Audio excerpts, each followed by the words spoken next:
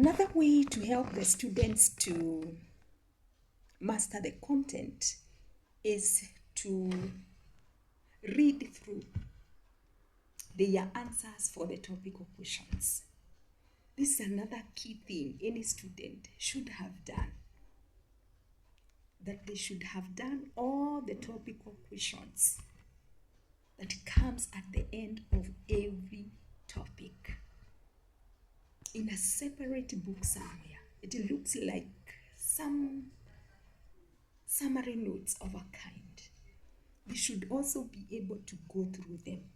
As they are going through the summary notes of history, they finish, then they go through the answers for the topical questions. And they assess themselves. They read, they assess. They read, they assess. The other thing any student should be able to do is to go through all their past papers, right from Form 1. They should remind themselves of those questions and their answers, those questions and their answers, meaning that they should have rewritten them somewhere else in a separate book.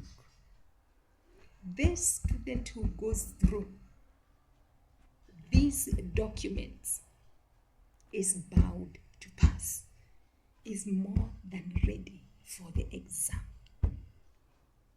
Because the NEC sets exams from the same textbooks that are used in class.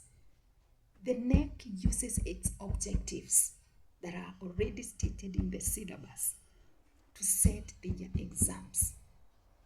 A student who masters content, why should they not pass an exam according to their potential? That is the next thing that a student should do to add well and to get their goal. The other thing, the student should join effective group discussions. Very organized, very defined. That today we are gathering at this hour and we will discuss English and we will be discussing this book. The group has a chair and it has a secretary. And the group is focused and very objective. No time for digression.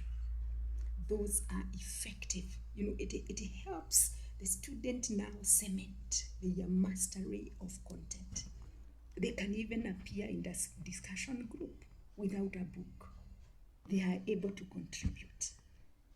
This one they should do after they have ran through all the 3 other documents and they are confident. They know like 80% of the content or 70% of the content. They have it with them.